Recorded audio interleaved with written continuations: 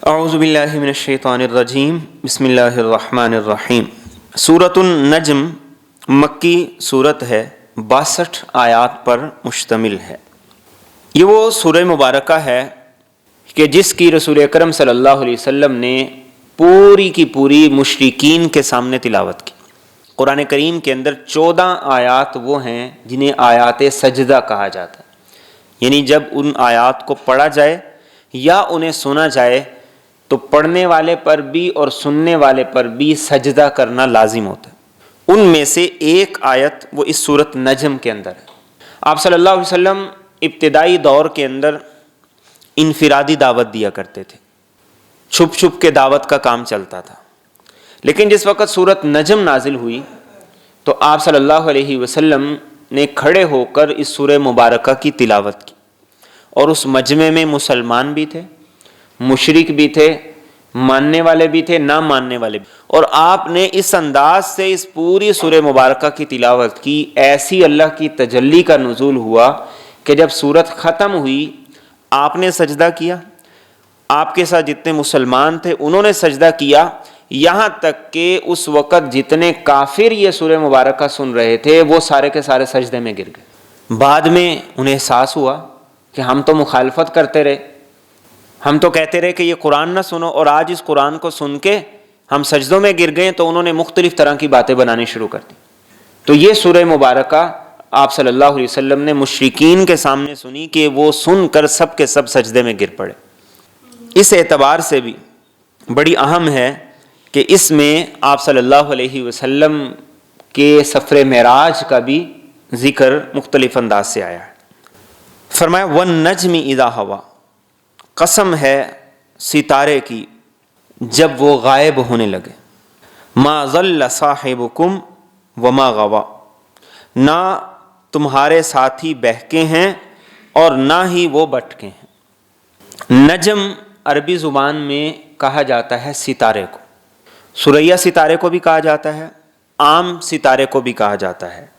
اس قسم سے اللہ رب العزت نے اس سورہ مبارکہ کا آغاز کیا، فرمایا کہ ستارے کی قسم جب وہ گر جائے۔ اس میں ایک اشارہ ہے اس بات کی طرف کہ مشرکین کہا کرتے تھے کہ کاہنوں کا بڑا مقام ہے، اور کاہن وہ ہوتے تھے جو غیب کی خبریں بتایا کرتے تھے۔ مختلف ان کے پاس شیاطین ہوتے تھے، جنات ہوتے تھے، اور ان کے ذریعے سے کچھ وہ باتیں اپنے پاس سے لگا کے لوگوں کو بتا دیتے تھے۔ کوئی بات سچی ہو جاتی، لوگوں میں چرچا ہو جاتا، اس کی شہرت ہو جاتی۔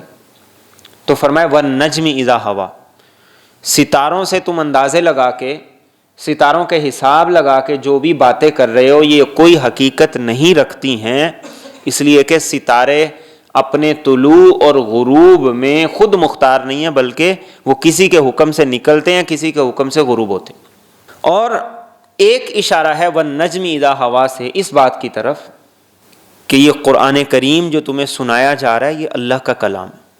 وہ کہتے تھے یہ کاہنوں کا کلام ہے، شاعروں کا کلام ہے، یہ خود بنایا ہوا ہے۔ تو فرمایا کہ نہیں، ایسا نہیں، اس لیے کہ جنات جب فرشتوں کی باتیں سننے کے لیے آسمان تک جاتے ہیں تو ایک شہاب ثاقب ٹوٹ کے ان کے پیچھے لگتا ہے اور اسے جلا کے راکھ کر دیتا ہے۔ تو فرمایا وَالنَّجْمِ إِذَا هَوَىٰ، ستارہ جب ٹوٹ کے شیطان کو مارنے کے لیے جاتا ہے، اس کی قسم تم جس قرآن کو سن رہے ہو وہ واقعی اللہ کا کلام، وہ واقعی ہی اسی کی طرف سے آیا ہے۔ اور امام جعفر صادق رحمۃ اللہ علیہ وہ فرمایا کرتے تھے وَالنَّجْمِ إِذَا هَوَىٰ، یہ نجم سے مراد ہے رسول اکرم صلی اللہ علیہ وسلم، کہ آپ جب معراج کے سفر سے واپس آئے تو اس کی طرف اللہ رب العزت نے اشارہ کیا وَالنَّجْمِ إِذَا هَوَىٰ۔ اور اس میں ایک اشارہ اس بات کی طرف بھی ہے وَالنَّجْمِ إِذَا هَوَىٰ، کہ ستارہ جب غروب ہو گیا اس کے بعد کیا آ گئی، صبح آ گئی۔ تو آپ صلی اللہ علیہ وسلم جو بات کہہ رہے ہیں اس میں کسی قسم کے شک و شبہ کی گنجائش نہیں ہے، آپ کی بات روز روشن کی طرح سچی اور سچی اور واضح ہے۔ اور کیا فرمایا ما ضل صاحبکم وما غوا، صاحبکم تمہارا ساتھی، بڑا خوبصورت لفظ ہے۔ یعنی ایسا نہیں ہے کہ آپ صلی اللہ علیہ وسلم کہیں باہر سے آئے ہیں، آپ کو پتہ نہیں ہے تم ان کے کردار کے بارے میں نہیں جانتے، ان کی سیرت کے بارے میں نہیں جانتے، ان کے اخلاق کے بارے میں نہیں جانتے، ایک ایک ان کی زندگی کا گوشہ لمحہ تمہارے سامنے آیا ہے، واضح ہے۔ اور کیا فرمایا؟ نہ بھولے ہیں نہ بٹکے ہیں۔ زلال کہا جاتا ہے عربی زبان میں اس بھٹکنے کو جہاں انسان کو کسی نے راستہ ہی نہیں بتایا اور وہ بھٹک گیا، اور غوا کہا جاتا ہے اس کو کہ انسان کو کسی نے بتایا تو ہے لیکن جان بوجھ کے وہ غلط سمت کے اندر جا رہا ہے۔ تو فرمایا کہ تمہارے ساتھی نہ راستہ بھولے ہیں نہ بٹکے ہیں، نہ جان بوجھ کے ان سے کوئی غلطی ہوئی ہے اور نہ بھولے سے ان سے کوئی غلطی ہوئی ہے، وہ جو کہہ رہے ہیں 100% درست اور سچ کہہ رہے ہیں۔ اور آگے کیا فرمایا؟ وَمَا يَنطِقُ عَنِ الْهَوَىٰ، وہ اپنی خواہش نفس سے بات نہیں کرتے، ان هُوَ إِلَّا وَحْيٌ یوحیٰ، یہ تو صرف وہ قرآن ہے جو وحی کی صورت میں ان کی طرف بھیجا جا رہا ہے۔ یہ رسول اکرم صلی اللہ علیہ وسلم کی زبان سے نکلنے والے کلمات، قرآن کریم کی تشریحات، قرآن کے بارے میں اللہ رب العزت نے بتایا کہ یہ آپ اپنی طرف سے بنا کے نہیں بھیج رہے، اپنی طرف سے بنا کے نہیں سنا رہے، بلکہ اس کا ایک ایک لفظ یہ اللہ کی طرف سے وحی۔ عبداللہ بن عمر بن عاص رضی اللہ تعالیٰ عنہ وہ فرماتے ہیں کہ آپ صلی اللہ علیہ وسلم کی جو حدیث ہوتی میں سنتا لکھ لیتا، جو حدیث سنتا لکھ لیتا، میرے پاس بہت بڑا ذخیرہ تیار ہو گیا۔ تو مجھے کچھ لوگوں نے کہا کہ تم ہر بات ہی لکھ لیتے ہو، کبھی آپ خوشی میں ہوتے ہیں، کبھی غصے میں ہوتے ہیں، کبھی ہنسی مذاق ہوتا ہے۔ تو کہتے ہیں کہ میں نے جب یہ سنا تو میں نے وہ سارے کا سارا جلا دیا، لیکن پھر میرے دل کے اندر خیال آیا کہ آپ صلی اللہ علیہ وسلم سے تو پوچھ لوں، اور میں نے آپ صلی اللہ علیہ وسلم سے جا کے جب سوال کیا تو آپ نے فرمایا اس ذات کی قسم جس کے قبضے میں میری جان ہے، میری اس زبان سے حق کے علاوہ کچھ نکلتا ہی نہیں، جیسی بھی کیفیت۔ ایک مرتبہ صحابہ نے کہا یا رسول اللہ صلی اللہ علیہ وسلم آپ بھی ہم سے ہنسی مذاق کرتے ہیں، دل لگی کی باتیں کرتے ہیں؟ تو آپ نے فرمایا واللہ انی لا اقول الا حقا، اللہ کی قسم میری زبان سے حق اور سچ کے علاوہ کچھ نکلتا ہی نہیں۔ تو یہ ہے وما ینطق عن الہویٰ، یہ زبان آپ کی ہے لیکن اس پر جاری ہونے والے کلمات یہ اللہ کی طرف سے، ان ہوا الا وحی یوحیٰ، یہاں سے جو بھی نکلتا ہے وہ اللہ کے حکم سے نکلتا ہے، اس کے اذن سے نکلتا ہے۔ اگلی آیات ہیں، ان آیات کے بارے میں مفسرین کی دو آراء ہیں۔ ایک رائے یہ ہے کہ یہ آیات ہیں آپ صلی اللہ علیہ وسلم کے بارے میں اور جبریل امین کے بارے میں، اور ایک دوسری رائے یہ ہے کہ یہ آیات ہیں آپ صلی اللہ علیہ وسلم کے سفر معراج کے بارے میں، کہ جب آپ سفر معراج پہ تشریف لے گئے اور اللہ تعالیٰ سے ملاقات اور اس کے دیدار کے بارے میں۔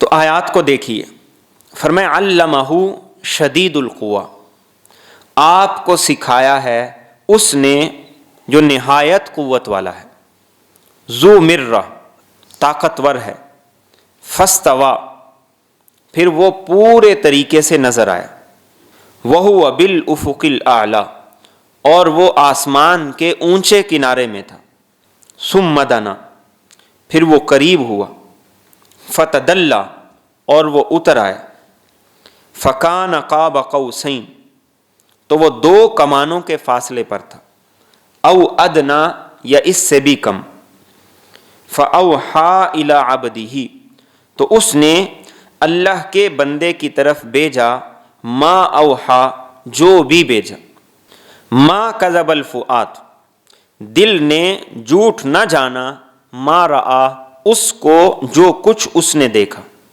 افتمارونہ علی ما یری تو کیا تم اس سے جھگڑا کر رہے ہو اس بات پر جو کچھ وہ دیکھتا ہے، وَلَقَدْ رَآهُ نَزْلَةً أُخْرَى اور البتہ تحقیق اس نے اسے ایک اور مرتبہ بھی دیکھا، عند سدرۃ المنتہا سدرۃ المنتہا کے پاس، عندہا جنت المأویٰ اس کے پاس جنت المأویٰ ہے، اذ یغشی السدرۃ ما یغشی جس وقت اس بیری پر چھا رہا تھا جو چھا رہا تھا، ما زاغ البصر آنکھ نہ تو اس نے کجی کی، وما طغا، اور نہ حد سے آگے بڑھی۔ لقد رآ، البتہ تحقیق اس نے دیکھا، من آیات ربہ الکبریٰ، اپنے رب کی بڑی بڑی نشانیوں کو۔ ان آیات کی ایک تفسیر یہ ہے کہ اس سے مراد ہے کہ رسول اکرم صلی اللہ علیہ وسلم نے جبریل امین کو 2 مرتبہ ان کی اصلی شکل میں، اصلی صورت میں دیکھا ہے۔ تو اس اعتبار سے شدید القویٰ، سخت قوت والے، ذو مرہ، صاحب حکمت، صاحب قوت، یہ جبریل امین مراد ہیں۔ فاستویٰ، جبریل امین آپ کے سامنے تھے، اور آپ نے جبریل امین کو آسمان کے کنارے پر مشرقی جانب میں دیکھا، اور پھر جبریل امین آپ کے قریب ہوئے، اتنا قریب ہوئے کہ 1 کمان یا 2 کمانوں کا فاصلہ، اتنا قریب ہو گئے، اور پھر انہوں نے اللہ کا پیغام پہنچایا۔ اور دوسری مرتبہ آپ نے جبریل امین کو سدرۃ المنتہا کے پاس دیکھا، جس کے پاس جنت المأویٰ ہے، اور وہاں پر جو کیفیات تھیں وہ کیفیات کسی انسان کے احاطے میں اور احاطہ بیان میں نہیں آ سکتی۔ اس تفسیر کے مطابق احادیث کی بہت سی روایات ملتی ہیں۔ آپ صلی اللہ علیہ وسلم نے ایک حدیث طیبہ میں بیان کیا، جب آپ نے جبریل امین کو ان کی اصلی صورت میں دیکھا تھا، اور یہ آپ نے دیکھا تھا فترت وحی کے بعد، یعنی پہلی وحی کے بعد کچھ عرصے کے لیے وحی کا نزول بند ہو گیا تھا۔ آپ بڑے پریشان، بڑے غمگین، تو ایک مرتبہ آپ عبادت کر کے غار حرا سے نکلے تھے کہ آپ نے آواز سنی، یا محمد، اے محمد صلی اللہ علیہ وسلم۔ آپ فرماتے ہیں کہ میں نے دائیں دیکھا، میں نے بائیں دیکھا، مجھے کوئی نظر نہیں آیا۔ پھر میرے آواز سنی، جب دوبارہ آواز سنی تو میں نے سامنے دیکھا، تو میرے سامنے جبریل امین اپنی اصلی صورت کے اندر موجود تھے۔ اور وہ کیسے موجود تھے کہ آسمان سے لے کر زمین تک مجھے ہر طرف وہی دکھائی دے رہے تھے۔ اور آپ نے فرمایا کہ ان کے 600 پر تھے، سبز رف رف ان کا لباس تھا، 2 پر انہوں نے پھیلائے ہوئے تھے، اور ان 2 پروں نے مشرق اور مغرب کو ڈانپا ہوا تھا۔ اور جب آپ نے ان کو اس کیفیت میں دیکھا تو پھر وہ آپ کے قریب ہوئے، اور انہوں نے قریب ہو کر آپ کو اللہ کا پیغام پہنچایا، آپ تک وحی کو پہنچایا۔ یہ پہلی مرتبہ آپ نے جبریل امین کو ان کی اصلی صورت میں دیکھا۔ اور دوسری مرتبہ آپ نے جبریل امین کو سدرۃ المنتہا، سفر معراج کے موقع پر وہاں پہ دیکھا۔ سدرہ عربی زبان میں کہا جاتا ہے بیری کو، اور منتہا کہا جاتا ہے آخری کنارے کو۔ اس کائنات کا جہاں پر اختتام ہے اور عالم بالا کا جہاں پر آغاز ہے، تو وہاں پر بیری کا درخت ہے، جسے آپ صلی اللہ علیہ وسلم نے معراج کے موقع پر دیکھا۔ اور حدیث طیبہ میں آتا ہے کہ آپ نے فرمایا کہ اس پر ایسی نورانیت نازل ہو رہی تھی کہ جو ناقابل بیان، اور اس بیری کے پتے ہاتھی کے کانوں کی طرح تھے، اور اس کا پھل بڑے بڑے مٹکوں کی طرح تھا۔ تو دوسری مرتبہ اس موقع پہ آپ نے جبریل امین کو ان کی اصلی صورت کے اندر دیکھا تھا۔ تو فرمایا کہ ہمارے نبی تم سے جو کہہ رہے ہیں کہ میں نے اسے دیکھا، تو بالکل آپ نے دیکھا، نہ آپ کا دل جھوٹ کہتا ہے اور نہ آپ کی زبان جھوٹ کہتی ہے۔ اور جب آپ نے دیکھا تو آپ نے نظر بر کے ان کو دیکھا، اور اس کے علاوہ رب کی بڑی بڑی نشانیاں آپ نے دیکھی۔ تو یہ 2 مرتبہ آپ نے جبریل امین کو ان کی اصلی صورت کے اندر دیکھا۔ اور اس کے مطابق سورۃ تکویر کے اندر بھی ذکر آتا ہے، انہ لقول رسول کریم ذی قوت عند ذی العرش مکین مطاع ثم امین وما صاحبکم بمجنون ولقد رآہ بالافق المبین وما هو علی الغیب بضنین وما هو بقول الشیطان الرجیم۔ ایک تفسیر تو یہ ہے، اور اس کے مطابق صحابہ کی ایک رائے موجود ہے۔ صحابہ کی ایک دوسری رائے موجود ہے کہ ان آیات کے اندر ذکر ہے اللہ رب العزت کی ذات کا، کہ آپ کو سکھایا شدید القویٰ، طاقت والے نے، مراد اللہ کی ذات ہے۔ جیسے سورۃ رحمان میں آتا ہے الرحمن علم القرآن، تو یہاں پہ آپ کو سکھانے والی ذات وہ اللہ کی ذات ہے۔ ذو مرہ، یہ اللہ رب العزت کی صفت ہے کہ اللہ رب العزت صاحب قوت ہے، صاحب حکمت ہے۔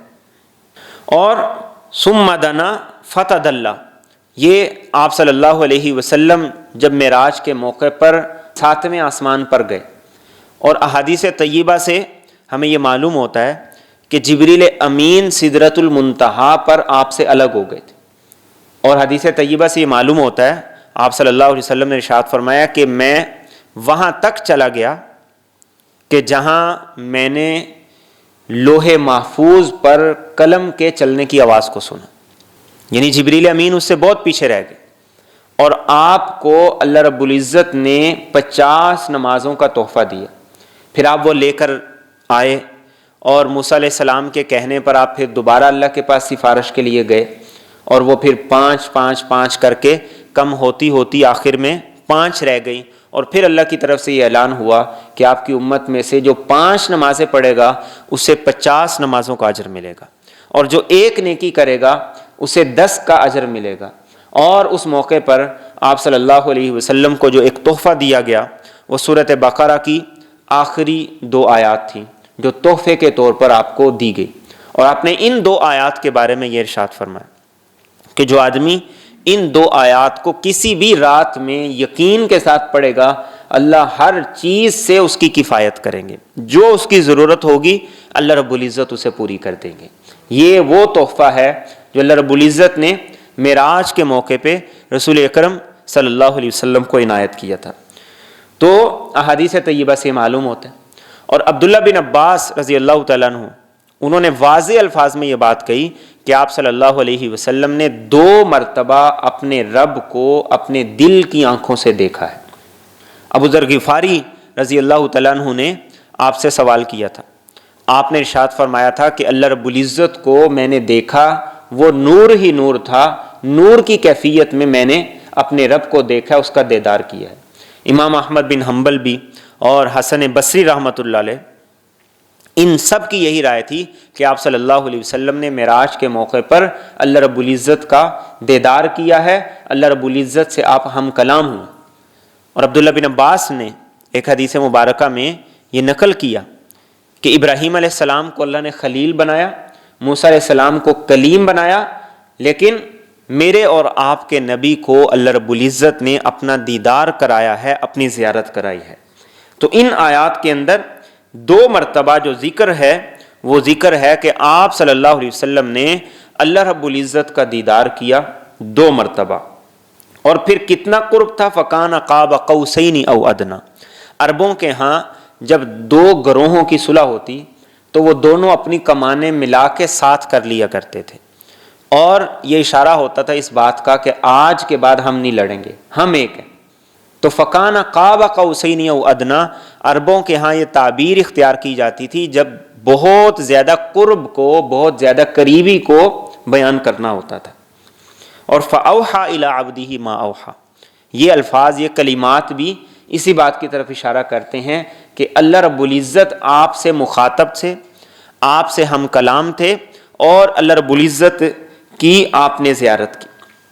اور اس کے اندر جو ایک اور چیز جس کا ذکر کیا، فرمائے ما کذب الفؤاد ما رأى، آپ نے جو کچھ دیکھا آپ کا دل اس بارے میں جھوٹ نہیں کہتا، آپ نے جو دیکھا ہے وہ عین حقیقت تھا۔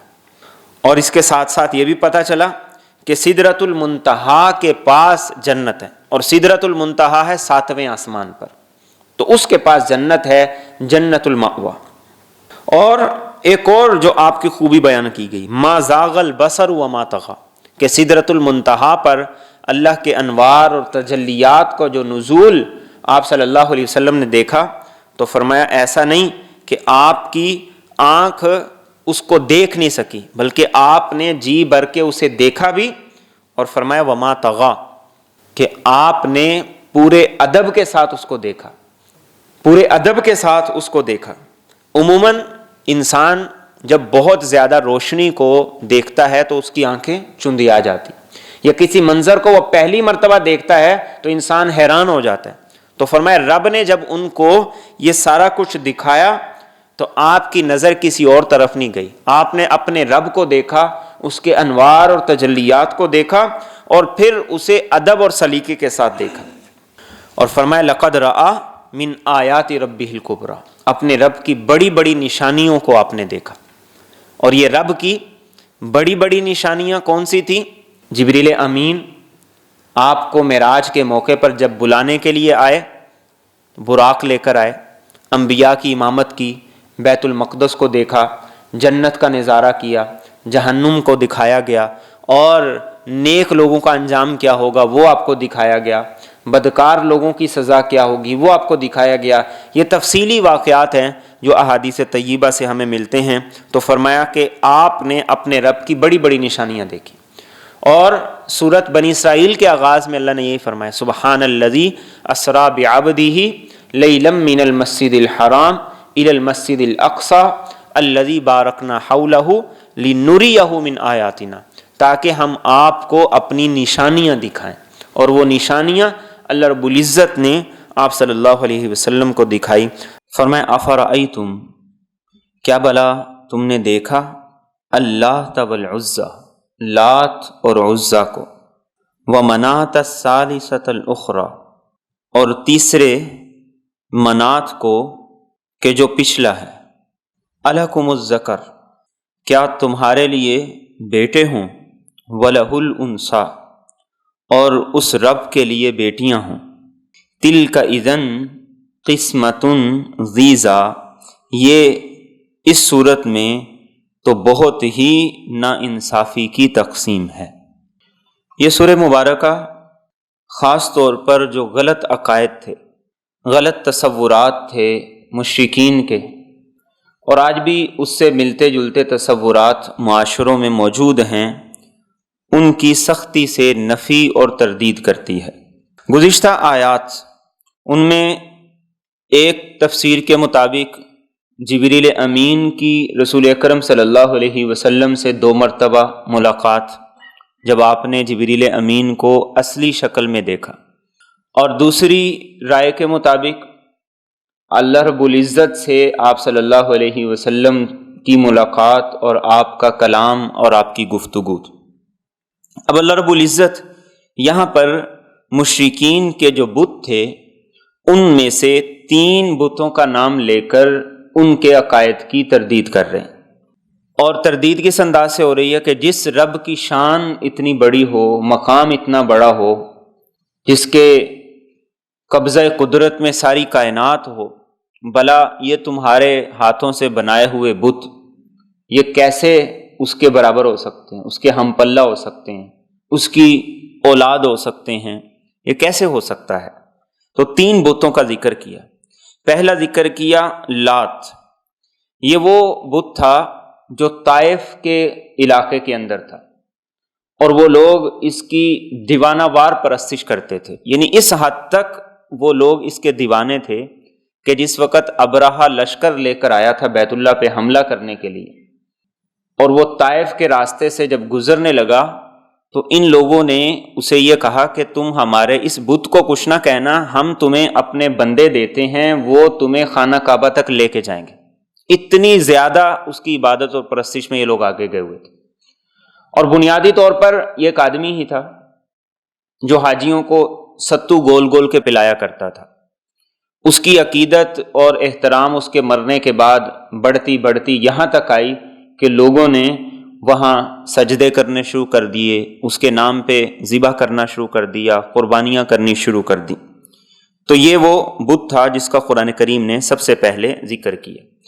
اور سن 9 ہجری میں جس وقت طائف کا وفد رسول اکرم صلی اللہ علیہ وسلم کے پاس آیا، انہوں نے آ کے اپنی کچھ گزارشات رکھی تھیں، ان میں سے ایک گزارش یہ تھی کہ آپ ایسا کیجئے، ہم اسلام قبول کر لیتے ہیں لیکن آپ ہمارے اس بت کو نہ گرائیں۔ تو آپ صلی اللہ علیہ وسلم نے فرمایا یہ کیسے ہو سکتا ہے کہ تم اسلام قبول کرو اور بت کو نہ گرایا جائے؟ ساری خرابیاں تو یہیں سے جنم لے رہی۔ تو آپ نے فرمایا کہ نہیں، یہ شرط تمہاری قابل قبول نہیں۔ اور بھی انہوں نے شرائط رکھی تھی، ان میں سے ایک یہ تھا کہ ہم سود کا کاروبار نہیں چھوڑیں گے، ایک یہ تھی کہ ہم شراب بناتے ہیں وہ بھی نہیں چھوڑیں گے، ایک یہ تھی کہ نمازیں 5 پڑھیں گے لیکن اپنی مرضی سے پڑھیں گے، کس ٹائم پڑھیں گے یہ ہماری مرضی ہوگی۔ یہ شرائط تھی جو انہوں نے رسول اکرم صلی اللہ علیہ وسلم کے سامنے رکھی تھی۔ آج بھی مسلمانوں کی نفسیات کچھ اسی طرح کی، وہ کہتے ہیں کہ سود کا تعلق وہ ہمارے کاروبار کے ساتھ ہے، نماز الگ ہے، سود الگ ہے۔ مسلمان کہتا ہے کہ نماز مسجد تک ہے، بس اس کے باہر نماز کا کوئی تعلق نہیں، دین کا کوئی تعلق نہیں۔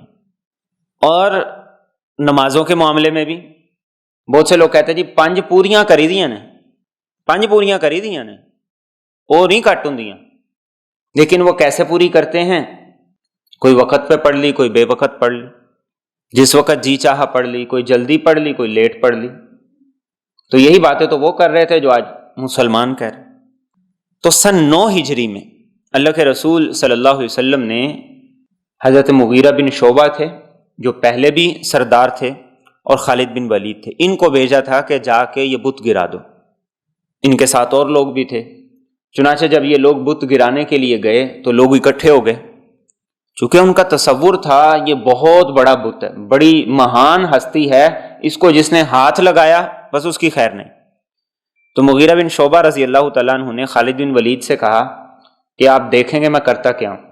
انہوں نے ایک کدال اس کو بت کو ماری اور اس کو ادھر پھینکا اور لیٹ کے ہاتھ پاؤں مارنے شروع کر دیے۔ لوگوں نے کہا دیکھا نا، ہم کہتے تھے کہ اس کو جو بندہ ہاتھ لگائے گا وہ نہیں بچے گا، وہ دیکھو کیسے پکڑا گیا۔ جب سب لوگ مغیرہ بن شعبہ کو برا کہنے لگے اور اپنے بت کے نعرے لگانے لگے تو وہ اٹھ کے کھڑے ہو گئے۔ انہوں نے کہا میں بتاتا ہوں کہ یہ کیا کرتا ہے۔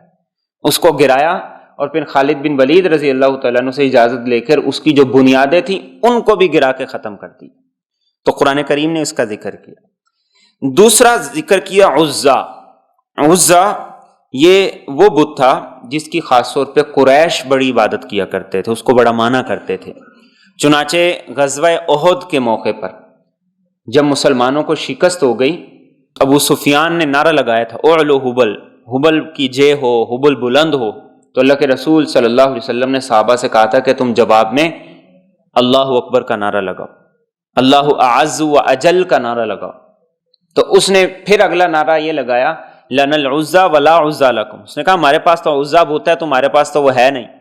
تو آپ نے صحابہ سے کہا تھا کہ جواب میں یہ کہو اللہ مولانا ولا مولا لکم، ہمارا مولا اللہ ہے، تمہارا تو کوئی مولا ہے ہی نہیں۔ تو یہ وہ بت تھا جس کی قریش بھی بڑی عبادت کرتے تھے، پرستش کرتے تھے، مانتے تھے۔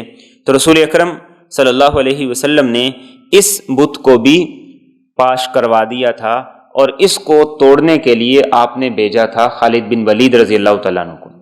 جب وہ گئے انہوں نے بت کو گرایا، منہدم کیا، اس کے ارد گرد جو درخت تھے جنہیں لوگ بڑا معزز سمجھتے تھے سب کو توڑا۔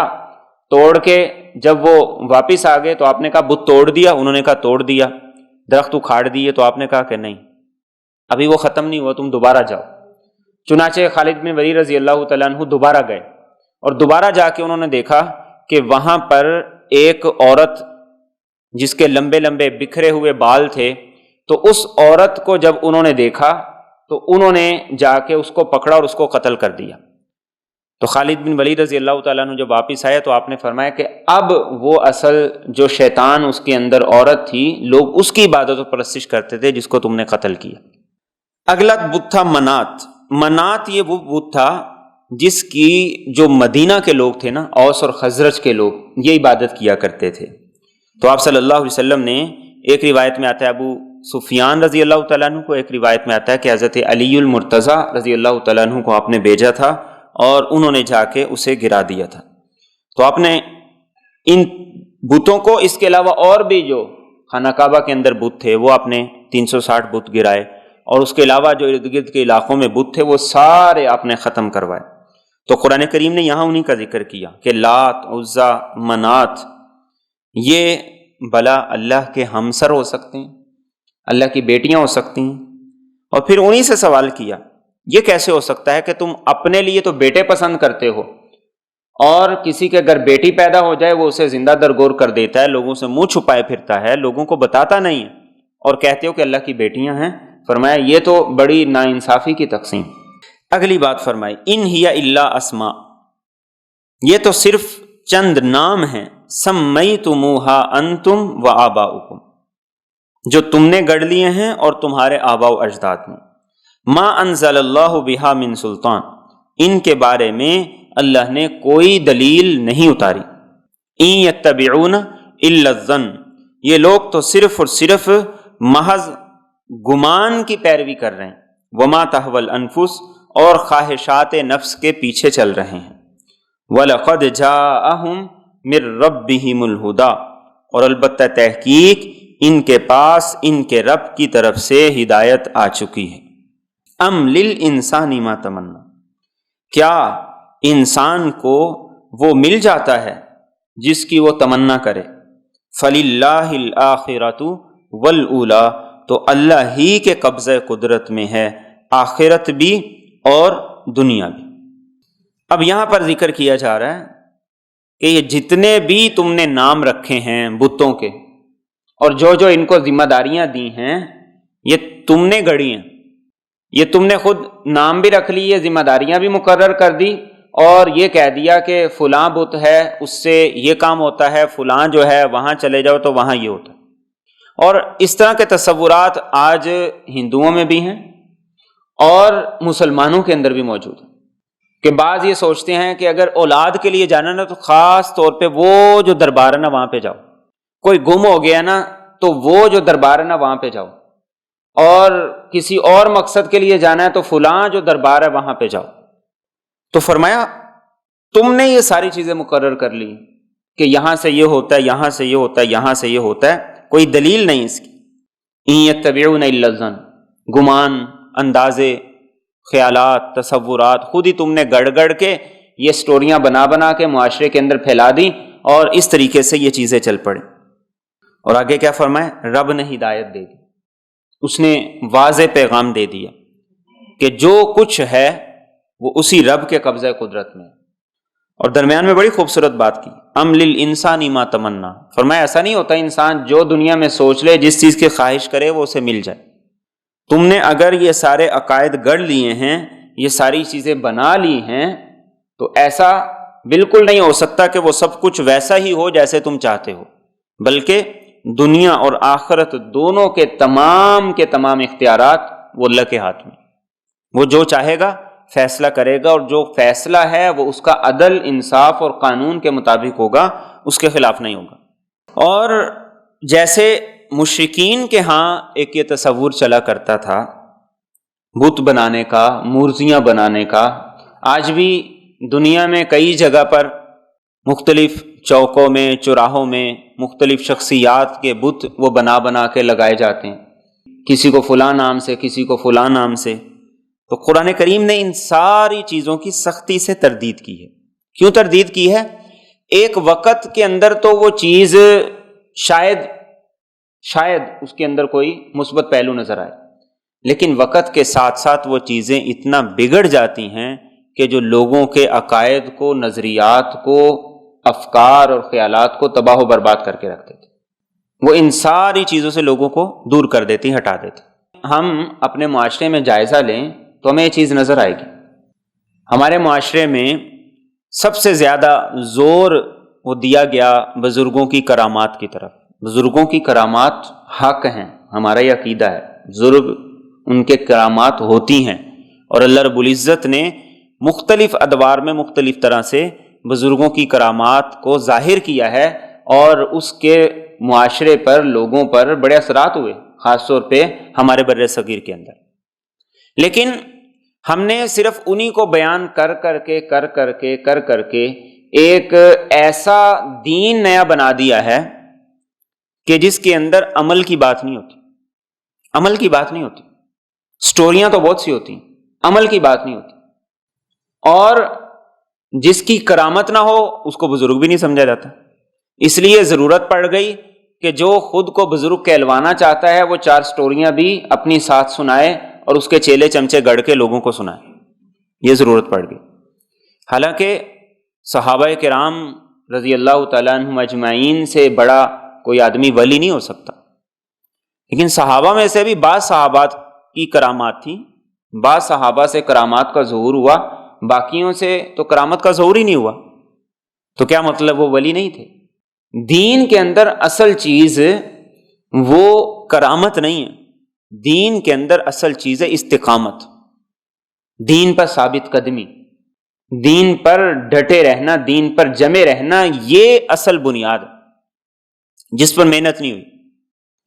اور یہ وہ محنت ہے جو رسول اکرم صلی اللہ علیہ وسلم نے کی تھی، صحابہ نے کی تھی۔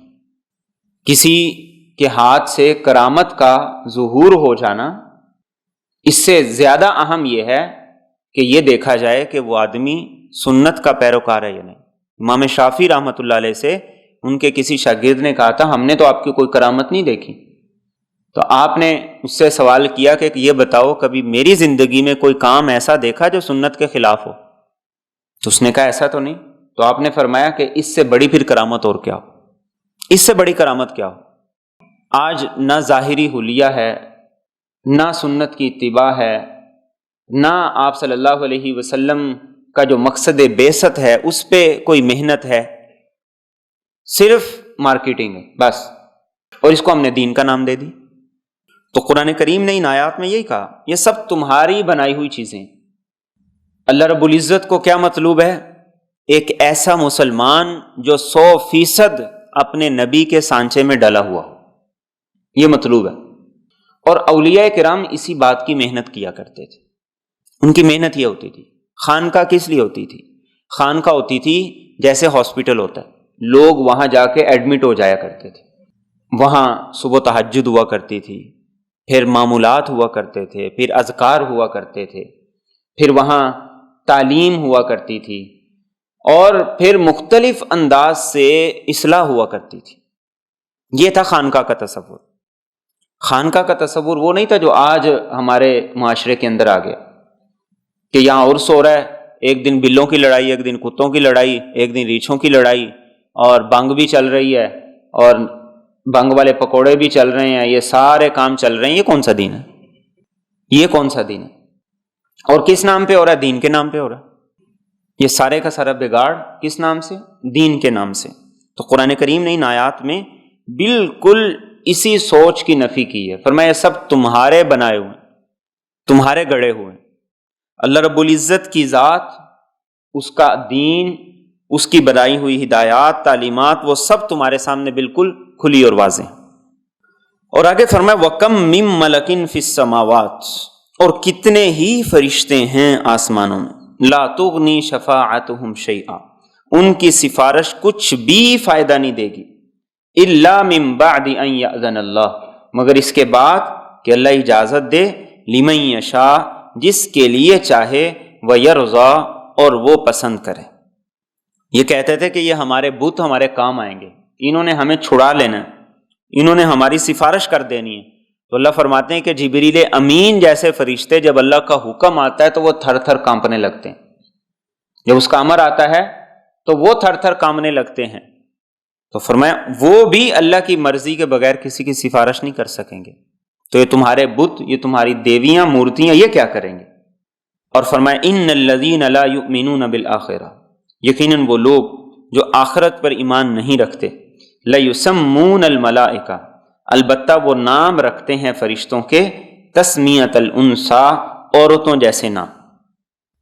اب یہاں پر پھر ان کی اس بات کی تردید کی گئی۔ فرمایا یہ دراصل آخرت پہ ایمان نہیں رکھتے، اس وجہ سے ان کے اندر یہ ساری کی ساری خامیاں موجود ہیں۔ اور یہ کیا کرتے ہیں؟ فرشتوں کے نام یہ لڑکیوں جیسے نام رکھتے ہیں۔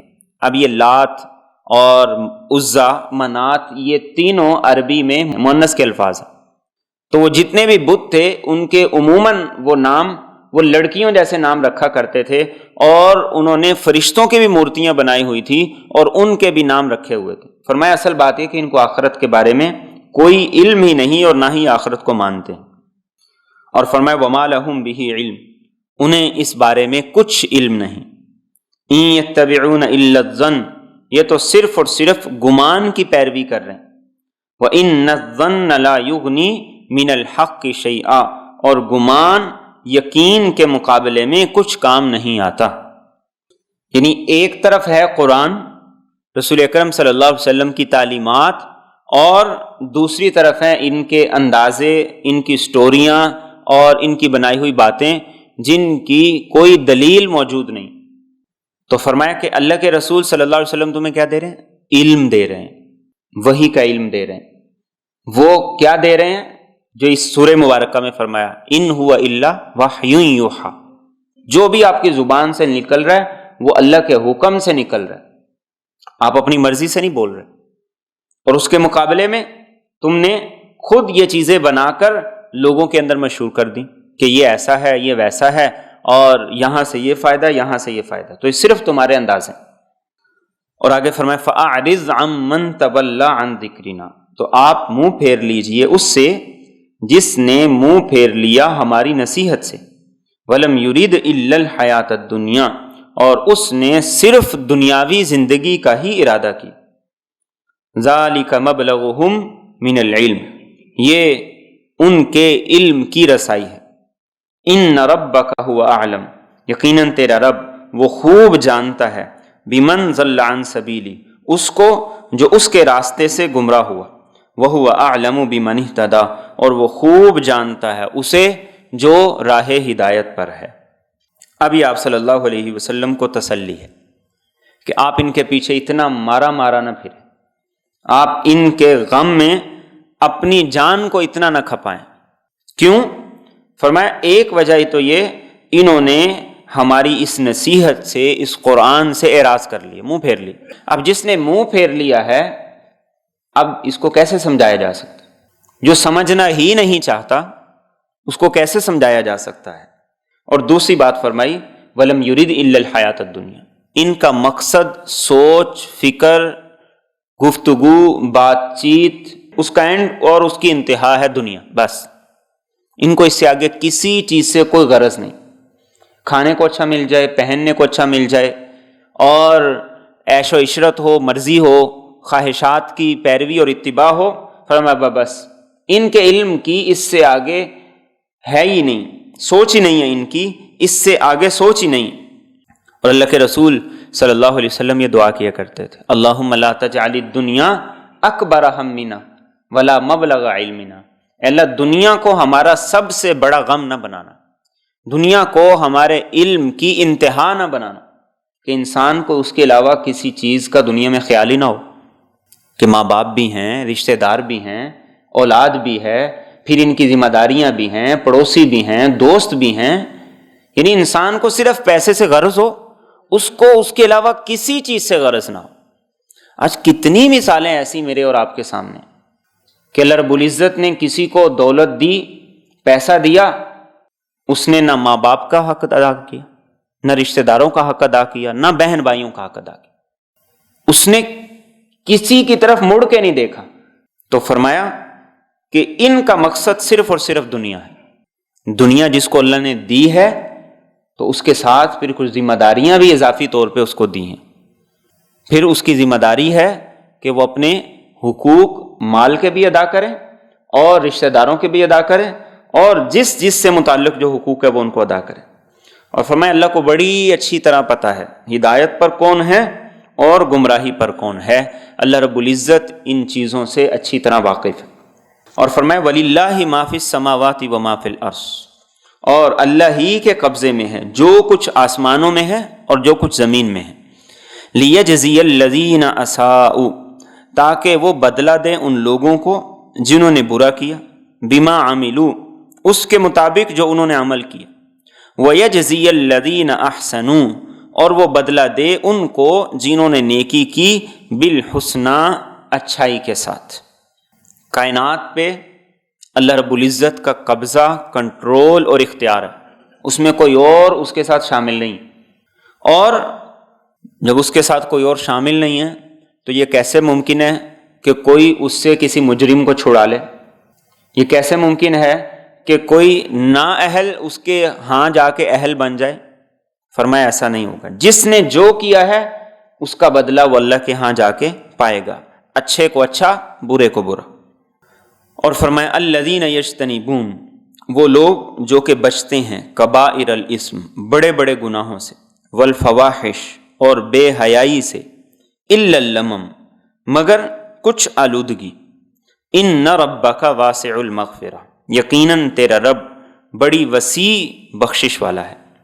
ہوا اعلم بکم، وہ تمہیں خوب اچھی طرح جانتا۔ اذ انشأکم من الارض، جس وقت اس نے تمہیں زمین سے پیدا کی۔ وَإِذْ أَنْتُمْ أَجِنَّةٌ، اور جس وقت تم بچے تھے، فی بطون امہاتکم، اپنی ماؤں کے پیٹ میں۔ فلا تزکوا انفسکم، لہذا اپنی پاکیزگیاں مت بیان کرو۔ ہوا اعلم بمن اتقی، وہ خوب جانتا ہے اس شخص کو جو کہ پرہیزگار ہے۔ نیک لوگ کون ہیں؟ اللہ کے پسندیدہ لوگ کون ہیں؟ فرمایا یہ وہ لوگ ہیں جو کبیرہ گناہوں سے بچتے ہیں۔ دو قسم کے گناہ، ایک ہے صغیرہ گناہ، ایک ہے کبیرہ گناہ۔ تو نیک لوگ وہ ہیں جو کبیرہ گناہوں سے بچتے ہیں۔ جو آدمی کبیرہ گناہوں سے بچے گا تو کیا وہ صغیرہ میں مبتلا ہوگا؟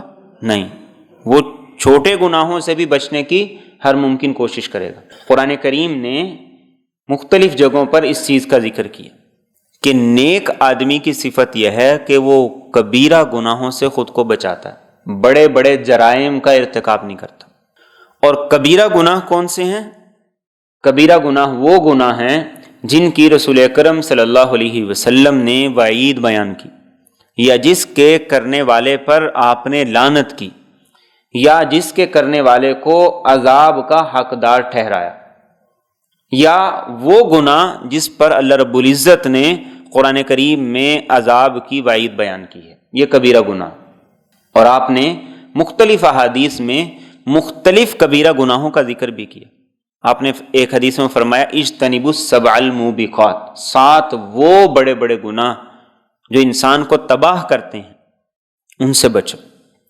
اور پھر ان میں آپ نے کیا فرمایا؟ الاشراک باللہ، اللہ کے ساتھ کسی کو شریک ٹھہرانا، حقوق الوالدین، ماں باپ کی نافرمانی کرنا، السحر، کسی پر جادو کرانا، قتل النفس، کسی کو ناحق قتل کرنا، اور آپ نے فرمایا کہ میدان جنگ چھوڑ کر بھاگ جانا، التولی یوم الزحف، اور قذف المحصنات الغافلات، پاک دامن عورتوں پر تہمت لگانا، یہ سارے کے سارے آپ نے کبیرہ گناہ بیان کی۔ اور پھر ایسے ہی آپ صلی اللہ علیہ وسلم نے جن گناہوں پر لعنت کی، آپ نے رشوت لینے والے پر، رشوت دینے والے پر، دونوں پر لعنت کی، سود کھانے والے پر، کھلانے والے پر لعنت کی، اسی طریقے سے شراب پینے والے پر، پلانے والے پر لعنت کی، جوا ہے، اس طرح کے اور گناہ ہیں جن کو احادیث میں بڑے بڑے گناہ قرار دیا گیا۔ اور اکبر الکبائر، کبیرہ گناہوں میں سے بڑا گناہ، آپ نے صحابہ کو یہ فرمایا شہادت الزور، جھوٹی گواہی دینا، یہ کبیرہ گناہوں میں سے ایک بڑا گناہ ہے۔ تو فرمایا نیک کون ہیں؟ جو کبیرہ گناہوں سے اجتناب کرتے ہیں۔ اور پھر کبیرہ گناہوں میں سے خاص طور پہ ذکر کیا الفواحش، بے حیائی کے متعلق جو گناہ ہیں، چاہے نظر کا غلط استعمال ہو، زبان کا غلط استعمال ہو، یا کانوں کا غلط استعمال ہو، یا انسان کی سوچ اور فکر ناپاک ہو جائے، گندی ہو جائے، تو فرمایا ان سے خاص طور پہ خود کو بچانا۔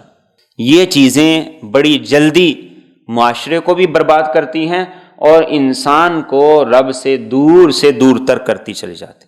الا اللمم، ہاں کچھ غلطی، کچھ کوتاہی تو پھر انسانی سرشت ہے، انسان سے ہو جاتی ہے، لیکن کیا فرمایا ان ربک واسع المغفرہ، رب کی مغفرت بڑی وسیع ہے، وہ چھوٹے گناہوں کو تمہارے کہے بغیر ہی معاف کر دیتا ہے۔ نماز پڑھی گناہ معاف، روزہ رکھا گناہ معاف، وضو کیا گناہ معاف، مسجد کی طرف نکلے گناہ معاف، راستے سے تکلیف دہ چیز کو ہٹا دیا گناہ معاف، یعنی چھوٹے چھوٹے گناہوں کو تو وہ خود بخود معاف کرتا چلا جاتا ہے۔ اور فرمایا کہ اسے تمہارے بارے میں پورا علم ہے۔ اذ انشاکم من الارض، زمین سے جس وقت اس نے تمہیں پیدا کی۔ انسان کا آغاز کیا تھا؟ آدم علیہ السلام کو اسی مٹی سے اللہ رب العزت نے بنایا، اور اس کے بعد پھر انسان کو اللہ رب العزت نے ایک نطفے سے بنایا۔ فرمایا وہ جو تمہارا آغاز ہے نا، تمہارا رب اسے بڑی اچھی طرح جانتا۔ وَإِذْ أَنْتُمْ أَجِنَّةٌ فِي بُطُونِ أُمَّهَاتِكُمْ، پھر جب تم اپنی ماں کے پیٹ میں تھے، جہاں 3 اندھیرے تھے، فی ظلمات ثلاث جسے قرآن کریم کہتا ہے، فرمایا تمہارے رب کو تمہاری اس کیفیت اور حالت کا بھی بڑی اچھی طرح پتہ تھا۔ فلا تزکوا انفسکم، لہذا اب اپنی پاکی اور بڑائی اور اپنے قصیدے نہ پڑھو کہ میں بہت اچھا ہوں، میں یہ کرتا ہوں، میں وہ کرتا ہوں، فلاں ایسا ہے، فلاں ایسا ہے، فلاں ایسا ہے۔ آپ نے فرمایا جب کوئی شخص یہ کہتا ہے کہ زمانہ سارے کا سارا تباہ ہے، تو فرمایا سب سے زیادہ تباہ ہونے والا وہ شخص ہے۔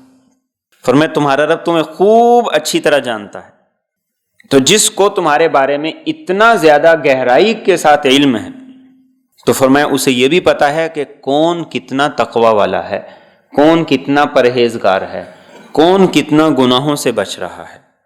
اس لیے اللہ کے ہاں جس چیز پر فیصلہ ہوگا وہ انسان کے اندر تقوی، اس کی سوچ کیسی ہے، اس کا دل کیسا ہے، اس کا اخلاص کیسا ہے، یہ ساری کی ساری چیزیں ان پر اللہ فیصلہ کریں گے۔ اس لیے آپ صلی اللہ علیہ وسلم نے بات فرمائی تھی کہ اللہ تمہاری صورتوں کو نہیں دیکھتا، تمہارے مال کو نہیں دیکھتا، اللہ رب العزت تمہارے اعمال کو دیکھتا ہے، تمہاری نیتوں کو دیکھتا ہے۔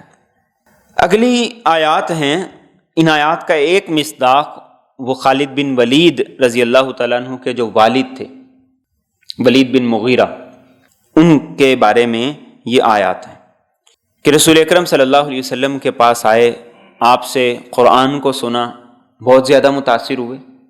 وہ لوگ شعروں سے، خطابت سے، فصاحت و بلاغت سے بڑی اچھی طرح واقف تھے۔ اس نے جب آپ سے قرآن کریم کی آیات سنی تو وہ بہت متاثر ہوا اور اس نے ایمان لانے کا ارادہ کر لیا۔ ابو جہل کو پتہ چل گیا کہ یہ ایمان لا رہا ہے، اور اس کے 13 بیٹے تھے، بہت مالدار آدمی تھا، ان میں سے صرف 3 ایمان لائے، باقی ایمان نہیں لائے۔ تو ابو جہل کو جب پتہ چلا، اس نے کہا کہ اگر یہ بڑا سردار ایمان لے آیا، اس کے بیٹے بھی ایمان لائیں گے، اس کے ماننے والے بھی سارے ایمان لائیں گے، تو کسی طریقے سے اس کو روکا جائے۔ وہ اس کے پاس آیا، اسے آ کر کہنے لگا کہ سنا ایمان قبول کرنا چاہ رہے ہو، تم اپنے باپ دادا کے دین کو چھوڑ رہے ہو، بے دین ہو رہے ہو۔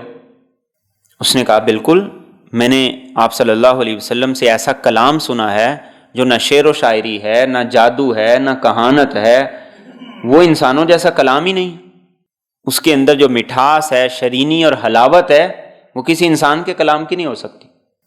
اس نے کہا کہ تم ایسا کرو کہ زیادہ مسئلہ آخرت کا ہی ہے نا، قیامت کا ہے، کہ وہاں جا کے تمہیں حساب دینا ہے، اور وہاں جا کے تمہیں تمہاری زندگی کے گناہوں کی سزا ہوگی، تو تم اس طرح کرو کہ مجھے کچھ پیسے دے دو، اور ان کے عوض قیامت کے دن جتنا تمہیں عذاب ہونا ہوگا وہ میں اپنے اوپر لے لوں گا، لہذا تمہاری جان چھوٹ جائے۔ پیسہ ہے تمہارے پاس، دینے میں دقت کوئی ہے نہیں ہے، لہذا تم یہ کام کرو، اور اس طریقے سے تمہارا بھی کام چل جائے گا، زندگی میں موج بھی چلتی رہے گی، اتنا پیسہ مجھے دے دو۔ اس نے سوچا کہ اس سے اچھا سودا کیا ہو سکتا ہے کہ زندگی میں تھوڑا سا پیسہ دے دیں، باقی زندگی موج کرتے رہیں، اور آخرت میں جہاں سزا کی باری آئے تو وہاں اس کو آگے کر دیا جائے۔ تو اس پر قرآن کریم نے یہ آیات نازل کی، اور ان آیات میں بڑے زبردست طریقے سے اللہ رب العزت نے جھنجھوڑا۔ فرمایا افرأیت الذی تولی، کیا آپ نے دیکھا اس شخص کو جس نے منہ پھیر لیا، وَأَعْطَى قَلِيلًا، اور اس نے دیا تھوڑا سا، وَأَقْدَى، اور اس نے ہاتھ روک لیا، أَعِندَهُ عِلْمُ الْغَيْبِ فَهُوَ يَرَى، کیا اس کے پاس غیب کا علم ہے کہ وہ اسے دیکھ رہا ہے۔ اب اس نے ایڈوانس میں کچھ پیمنٹ کر دی، اور بعد کے اندر جو باقی پیسے تھے وہ اس نے نہیں دیے، تو اللہ رب العزت نے اسی کا ذکر کیا، ایمان سے منہ پھیر لیا، کچھ پیسے دے دیے، اور بعد میں کنجوسی کی، تو کہا یہ بتاؤ کہ تمہارے پاس غیب کا کوئی علم ہے کہ جس کی بنیاد پر تم نے یہ کہا کہ ٹھیک ہے یہ پیسے میں تمہیں دیتا ہوں، اور میری جگہ کل عذاب تم بھگت لینا، میرے گناہ تمہارے سر ہوں گے۔ آگے فرمائے ام لم ینبأ بما فی صحف موسیٰ، کیا اسے خبر نہیں دی گئی ان باتوں کی جو موسیٰ کے صحیفوں میں تھی، وَإِبْرَاهِيمَ الَّذِي وَفَّى، اور ابراہیم کے صحیفوں میں جس نے پورا پورا حق ادا کیا، اللہ تزر وازرۃ وزر اخری، کہ کوئی بوجھ اٹھانے والا کسی دوسرے کا بوجھ نہیں اٹھائے گا۔ وَأَن لَّيْسَ لِلْإِنسَانِ إِلَّا مَا سَعَىٰ، اور یہ کہ انسان کے لیے صرف وہی ہے جس کی وہ کوشش کرتا ہے۔ وَأَنَّ سَعْيَهُ سَوْفَ يُرَىٰ، اور یہ کہ اس کی کوشش عنقریب دیکھی جائے گی۔ ثُمَّ يُجْزَاهُ الْجَزَاءَ الْأَوْفَىٰ، پھر اسے پورا بدلہ دیا جائے گا۔ وَأَنَّ إِلَىٰ رَبِّكَ الْمُنتَهَىٰ، اور یہ کہ تیرے رب ہی کے پاس پہنچنا ہے۔ یہ بتایا گیا کہ رسول اکرم صلی اللہ علیہ وسلم جو تعلیمات تمہیں دے رہے ہیں، جو باتیں تمہیں کہہ رہے ہیں، یہ کوئی نئی نہیں ہے۔ موسیٰ علیہ السلام کو جو کتاب دی گئی، جو تختیاں دی گئی، جو صحائف دیے گئے، ان میں بھی، اور ابراہیم علیہ السلام کے صحیفوں میں بھی اللہ رب العزت نے انہی باتوں کا ذکر کیا تھا جو رسول اکرم صلی اللہ علیہ وسلم تم سے کر رہے ہیں۔ اور ابراہیم علیہ السلام کے ذکر میں کیا فرمایا؟ الذی وفا، ابراہیم وہ نبی ہیں جنہوں نے وفا کا پورا حق ادا کی۔ قرآن کریم نے سورۃ بقرہ میں بھی کہا وَإِذِ ابْتَلَىٰ إِبْرَاهِيمَ رَبُّهُ بِكَلِمَاتٍ فَأَتَمَّهُنَّ، کہ ابراہیم کی اس کے رب نے جب آزمائش کی، امتحان کیا تو اس نے پورے نمبر لی۔ جہاں جہاں جو قربانی اللہ نے مانگی وہ دینے کے لیے تیار ہو گئے، ہچکچائے نہیں۔ ابراہیم علیہ السلام کا یہاں ذکر کیا، اور ابراہیم علیہ السلام کے صحیفوں کا سورۃ اعلیٰ کے اندر بھی ذکر کیا، وہ سورہ مبارکہ جس کی ہم جمعے کے اندر تلاوت کرتے ہیں، صحف ابراہیم و موسیٰ۔ تو کیا باتیں ہیں ان میں؟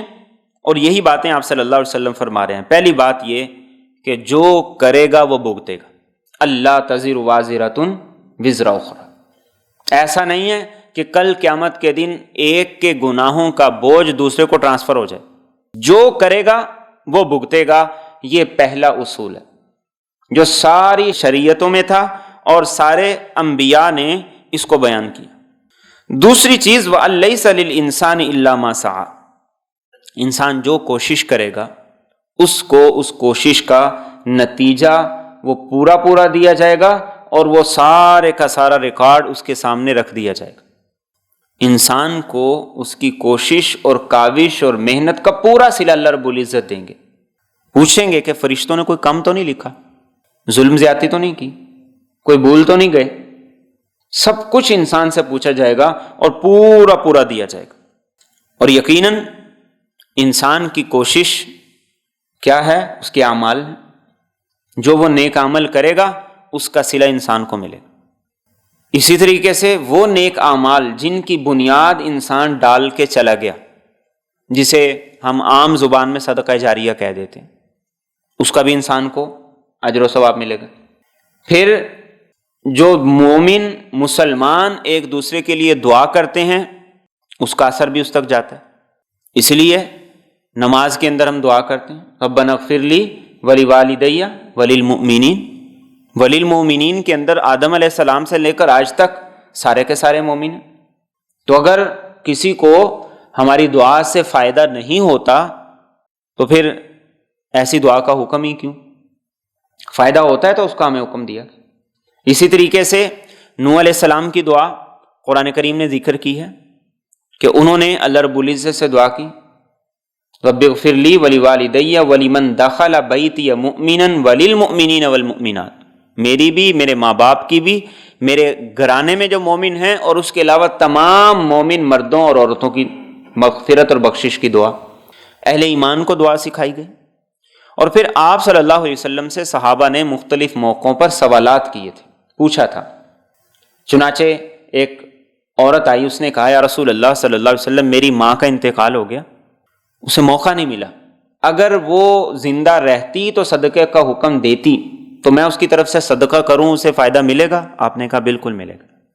ایک اور شخص آ گیا، یہ مختلف مواقع پر، اس نے کہا کہ یا رسول اللہ صلی اللہ علیہ وسلم میرا باپ دنیا سے چلا گیا ہے، اس نے حج نہیں کیا، تو کیا میں اس کی طرف سے حج کروں؟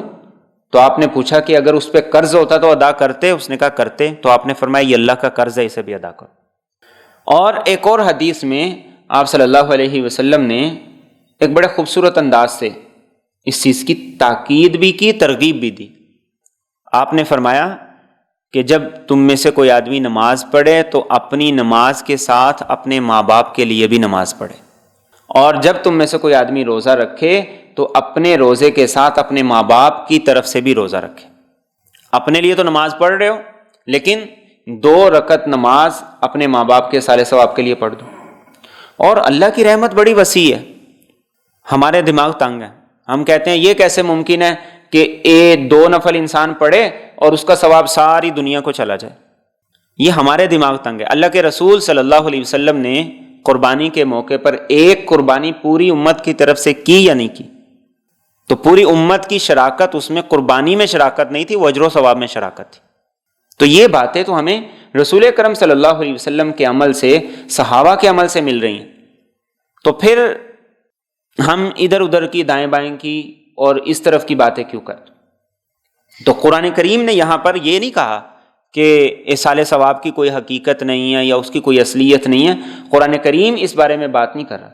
قرآن کریم تو یہ کہہ رہا ہے کہ انسان جو محنت کرے گا اس کا صلہ پائے گا، اچھے کا اچھا، برے کا برا۔ قرآن کریم یہاں پہ اس چیز کا ذکر کر رہا ہے، اور رسول اکرم صلی اللہ علیہ وسلم نے احادیث میں واضح طور پر یہ بات ارشاد فرمائی ہے کہ انسان کو چاہیے کہ وہ دعا بھی کرے، اور انسان کو چاہیے کہ وہ اپنے اعزہ، اقربا، رشتہ دار، والدین، ان کے لیے ایصال ثواب بھی کرے، مختلف کام کر کے جائے۔ اور آپ نے جیسے اور چیزوں کا بتایا، روزے کا ذکر کیا، حج کا ذکر کیا، میت کی منت ہے اس کو پورا کرنے کا ذکر کیا، اور اسی طریقے سے آپ صلی اللہ علیہ وسلم نے یہ بھی حکم دیا کہ ماں باپ کی طرف سے جو پانی کا صدقہ ہے وہ کیا جائے۔ اور پھر آپ نے ایک حدیث میں بڑی خوبصورت بات ارشاد فرمائی۔ آپ نے فرمایا کہ دنیا سے جانے والا شخص جب وہ دنیا سے چلا جاتا ہے تو وہ ایسے اپنے پیچھے رہنے والے جو پسماندگان ہیں ان کی طرف سے ایصال ثواب کا، نیکی کے کاموں کا ایسے انتظار کرتا ہے جیسے کوئی آدمی پانی میں ڈوب رہا ہو۔ کوئی پانی میں ڈوب رہا ہو، کبھی بچپن میں غوطے آئے ہوں یا کبھی سوئمنگ پول پہ غوطے آئے ہوں تو اس کیفیت کا اندازہ لگایا جا سکتا ہے کہ جو پانی میں ڈوب رہا ہے اس کی کیا کیفیت ہے۔ آپ نے فرمایا کہ میت، قبر میں پڑا ہوا شخص، وہ اپنے گھر والوں کی طرف سے ایصال ثواب کا ایسے ہی منتظر ہوتا ہے جیسے پانی میں ڈوبنے والا اس بات کا منتظر ہوتا ہے کہ کوئی بھی اس کو بچا لے۔ اور آپ نے ایک حدیث طیبہ میں یہ بات بھی ارشاد فرمائی کہ جب میت کے پسماندگان کوئی نیک عمل کرتے ہیں تو جبریل امین ایک خوبصورت پیکنگ کے ساتھ اس کی قبر پہ لے جاتے ہیں کہ تمہیں گفٹ آیا، اور جن کا گفٹ نہیں آیا ہوتا وہ حسرت سے اس چیز کو دیکھ رہے ہوتے۔ اس سے ہمیں یہ بھی اندازہ ہوتا ہے کہ ہمیں اپنے ماں باپ کے لیے، رشتہ داروں کے لیے ایصال ثواب کی کتنی زیادہ ضرورت ہے۔ ایک شخص نے کسی اللہ والے کو دیکھا کہ وہ قبر میں نماز پڑھ رہے ہیں تو اس نے کہا سبحان اللہ۔ تو قبر والا اس سے ہم کلام ہوا اور اس نے کہا کہ میری اس قبر کے اندر قیامت تک کی ساری نماز وہ اہمیت نہیں رکھتی جو تمہارے ایک مرتبہ سبحان اللہ کی، تمہیں اس پہ اجر ہے، میری قیامت تک کی نماز پر کوئی اجر نہیں۔ تو اس لیے اس بات کی ضرورت ہے کہ ہم اپنے ماں باپ کے لیے، رشتہ داروں کے لیے، اعزہ اقربا کے لیے، دوستوں کے لیے جو دنیا سے چلے گئے ان کے لیے ایصال ثواب کرتے رہا کریں۔ اور کوئی مشکل کام نہیں، نماز پڑھی ہے، ہاتھ اٹھائے ہیں، ساری دنیا کے لیے دعا کر دیں۔ آپ صلی اللہ علیہ وسلم نے ارشاد فرمایا جو آدمی دن میں 25 مرتبہ یہ دعا کرے کہ اللہ پوری دنیا کے مسلمان مردوں اور عورتوں کی مغفرت فرما، آج تک جتنے لوگ دنیا سے گئے ہیں ان سب کے برابر اللہ رب العزت اسے نیکیاں عطا کرتے ہیں۔ تو یہ ہمارا بھی فائدہ ہے، اور ہم کسی کے لیے کریں گے تو کوئی ہمارے لیے بھی کرے گا، ہم کسی کے لیے کریں گے تو کوئی ہمارے لیے بھی کرے گا۔ اور پھر ایصال ثواب کے ساتھ ساتھ قبرستان جانے کی عادت بنائیں۔ اللہ کے رسول صلی اللہ علیہ وسلم نے فرمایا کہ جب کوئی آدمی قبرستان جاتا ہے اور اپنے عزیز رشتہ دار کی قبر پہ کھڑا ہوتا ہے تو اس کو پتہ چلتا ہے کون آیا۔ ابھی پچھلے دنوں ہمارے تایا جان کا انتقال ہوا، ماڈل ٹاؤن قبرستان کے اندر تدفین ہوئی۔ آپ یقین جانیے 17، 18، 19 بلکہ 18 اور 19 کی قبریں زیادہ ہیں، 17 کی بھی کم تھی، اور اس سے پچھلے تو کوئی ہے ہی نہیں، کہیں کہیں کوئی قبر، کیوں؟ جاتا ہی کوئی نہیں۔ اور اس کی وجہ کیا ہے؟ اس کی وجہ ہماری یہ تربیت ہے۔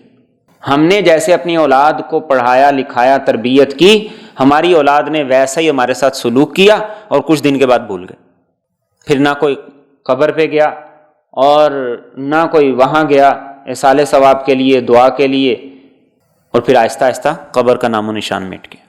اس لیے ہمارے ماں باپ کا ہم پر حق ہے، جب تک میں اور آپ زندہ ہیں، کم از کم اتنا عرصہ تو ہمارے ماں باپ کی قبریں رہنی چاہیے، جب تک میں زندہ ہوں، جب تک میں زندہ ہوں اتنا عرصہ تو ہمارے ماں باپ کی قبریں رہنی چاہیے۔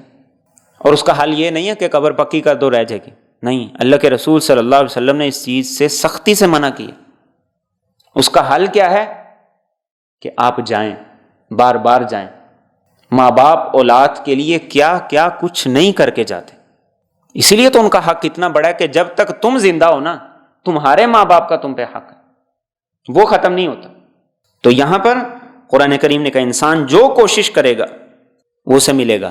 اور ایک اور چیز یہ کہ ہم اپنی زندگی میں اپنے حصے کا پودا لگا کے جائیں، یہ انتظار نہ کریں کہ ہماری اولاد ہمارے بعد کرے گی، اگر ہم ان کی اچھی تربیت کریں گے تو وہ کرے گی، لیکن اپنے حصے کا پودا اپنی زندگی میں بھی لگا کے جائیں، کہ جو ایسا صدقہ جاریہ ہو، ایسا عمل ہو جس کا اجر و ثواب مجھے اور آپ کو ابھی سے ملنا شروع ہو جائے۔ جو آج پودا لگائیں گے وہ 10 سال بعد، 20 سال کے بعد وہ تناور درخت بن جائے۔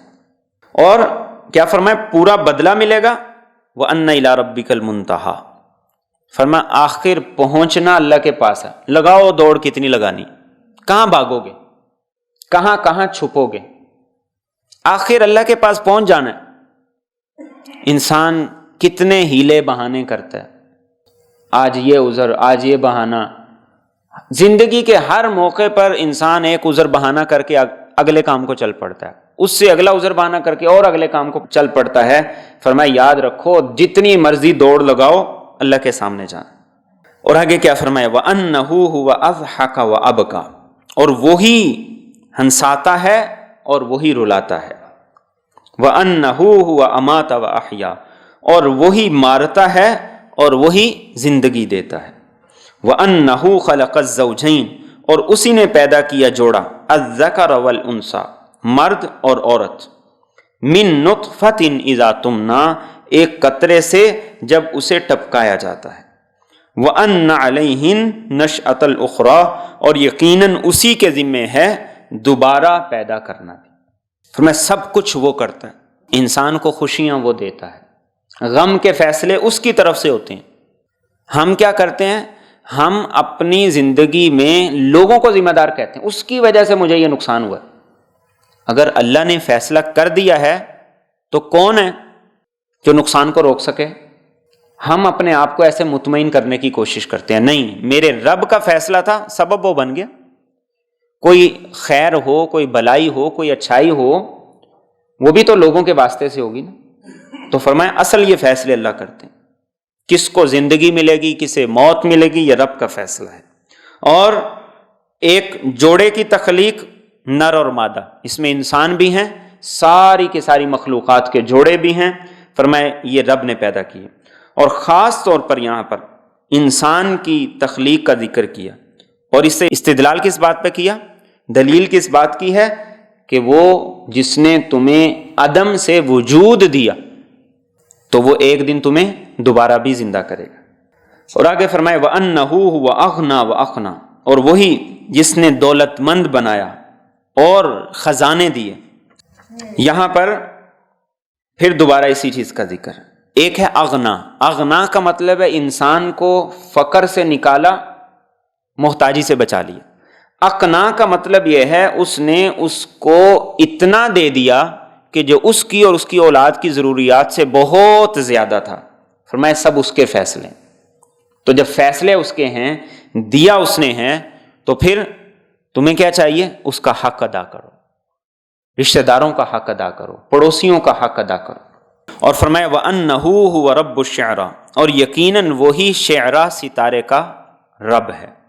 یہ وہ ستارہ ہے جو ہمارے سورج سے روشنی میں 21 گنا زیادہ بڑا ہے، سائرس جسے کہا جاتا ہے، اور یہ وہ ستارہ ہے جس کی خاص طور پر مصر کے لوگ اور اسی طرح عرب میں سے بنو خزاعہ کے لوگ اور بہت سے لوگ اس کی پرستش کرتے تھے۔ چونکہ اس سورہ مبارکہ میں اللہ رب العزت نے ان تمام غلط عقائد کی تردید کی ہے، تو فرمایا یہ شعرہ ستارہ خود کچھ نہیں کر سکتا۔ صلح حدیبیہ کے دن جس وقت بارش ہوئی تو آپ نے صحابہ سے کہا، کچھ لوگوں نے یہ کہا کہ فلاں فلاں ستارے کی وجہ سے بارش ہوئی ہے، تو انہوں نے اللہ کا کفر کیا اور ستاروں پر ایمان لائے، اور فرمایا جس نے کہا کہ اللہ کے فضل سے بارش ہوئی ہے وہ میرے اوپر ایمان لایا، رب پہ ایمان لایا۔ آج مسلمان بھی اس چیز کے پیچھے چل پڑے، یہ نگینہ پہن لو اس سے فائدہ ہوگا، اور یہ دن شادی کا رکھ لو اس سے فائدہ ہوگا، اور بچوں کے نام وہ دن کے اعتبار سے رکھ لو یہ فائدہ ہوگا، اور بچوں کے نام میں یہ حرف ہونے چاہیے یہ نہیں ہونے چاہیے اس سے فائدہ ہوگا، اور یہ دن کیسا رہے گا، اور یہ ہفتہ کیسا رہے گا، یہ سال کیسا رہے گا۔ بھلا مسلمان کا ان چیزوں سے کیا تعلق؟ آپ زیادہ دور نہ جائیں، میرے اور آپ کے ماں باپ نے ہمارے جو نام ہیں وہ یہ سوچ کے رکھے تھے کہ کون سا حرف آنا چاہیے اس میں، کون سا نہیں آنا چاہیے، کس سے شروع ہو کس سے نہ شروع ہو۔ آج کامیاب زندگی گزار رہے ہیں۔ یہ ساری چیزیں انسان کی تباہی اور انسان کو وہم پرستی کے اندر لے آتی ہیں۔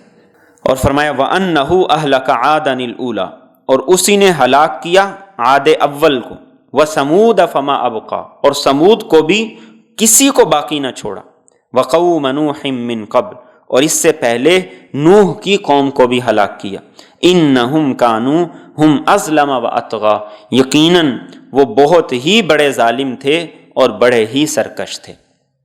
اب مختلف صورتوں میں ان قوموں کا تفصیل سے ذکر کیا گیا۔ یہاں عاد اولا، عاد اول کہا گیا، یہ کہا گیا قوم عاد کو، اس لیے کہ جو سمود تھے انہیں عاد اخرى یا عاد ثانیہ کہا جاتا تھا۔ تو ان دونوں قوموں کا ذکر کیا، قوم نوح کا ذکر کیا، اور تباہ کیوں ہوئے؟ انہم کانوا ہم اظلم و اطغیٰ، ظالم تھے، رب کا حق بھی مارا بندوں کا حق بھی مارا، رب کے حق میں بھی سرکشی بغاوت کی اور لوگوں کے حق میں بھی حد سے تجاوز کیا۔ اور فرمایا والمؤتفکۃ اہوا، اور الٹائی ہوئی بستیوں کو اسی نے دے ٹپکا، فغشاہا ما غشا، پھر ان پر چھایا جو کچھ چھایا، فبأی آلاء ربک تتمارا، تو اپنے رب کی قدرت کے کون کون سے کارناموں پر تو جھگڑے گا۔ والمؤتفکہ، اس سے اشارہ ہے قوم لوط کی بستیوں کی طرف، کہ جب جبریل امین نے اپنے پر سے ان کو اٹھایا اور آسمان کے اتنا قریب لے گئے کہ ان کے مرغوں کی آوازیں فرشتوں نے سنی اور وہاں سے اسے الٹا کر دی۔ پھر ایک فرشتے کی چیخ تھی یا زوردار کڑک تھی، فأخذتهم الصیحۃ مشرقین، پتھروں کی بارش تھی، اور اللہ رب العزت نے پھر ان کو تباہ و برباد کر دیا۔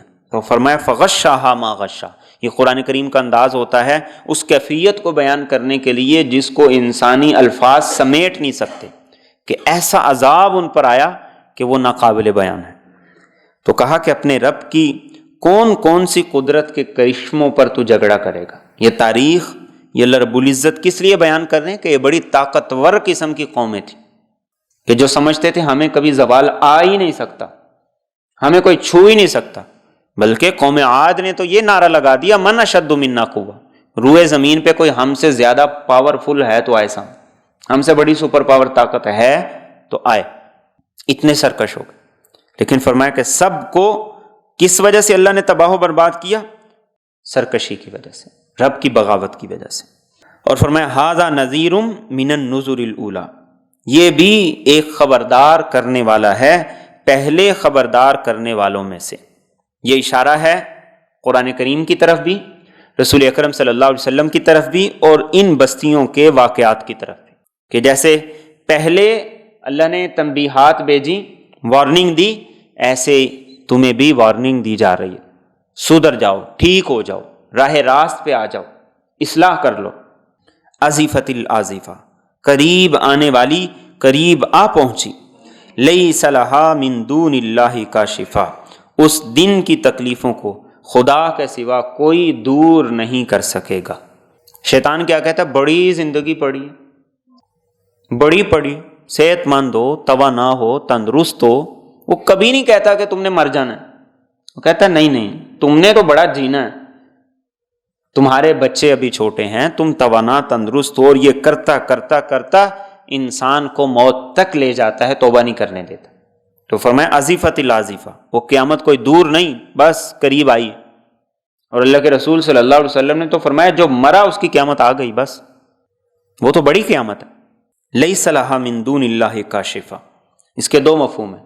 ایک مفہوم یہ ہے کہ جب قیامت آئے گی تو کوئی اسے ٹال نہیں سکے گا، اور ایک مفہوم یہ ہے کہ قیامت کا حتمی وقت وہ صرف اللہ جانتے ہیں. آگے فرمایا افمن ھذا الحدیث تعجبون، کیا تم اس کلام سے تعجب کرتے ہو، وتضحکون، اور تم ہنستے ہو، ولا تبکون، اور تم روتے نہیں ہو، وانتم صامدون، اور تم غفلت میں پڑے ہوئے ہو. فاسجدوا للہ واعبدوا، پس تم اللہ کے لیے سجدہ کرو اور اسی کی عبادت کرو. مشرکین جب قرآن کو سنتے تھے تو وہ ہنسا کرتے تھے، مذاق اڑایا کرتے تھے. تو فرمایا کہ یہ ہنسنے کے لیے نہیں، قرآن تو اس لیے آیا ہے کہ تاکہ تمہاری آنکھوں سے آنسو بہیں. اللہ کے رسول صلی اللہ علیہ وسلم نے فرمایا تھا لو تعلمون ما اعلم لضحکتم قلیلا ولبکیتم کثیرا. جو مجھے پتا ہے اگر تمہیں پتا چل جائے تو تم ہنسو تھوڑا، رو زیادہ. اور آپ صحابہ کو کہا کرتے تھے رویا کرو رویا کرو. اور پھر آپ آگے فرمایا کرتے تھے کہ اگر رونا نہیں آتا تو رونے جیسی اللہ کے سامنے شکل بنا لیا کرو.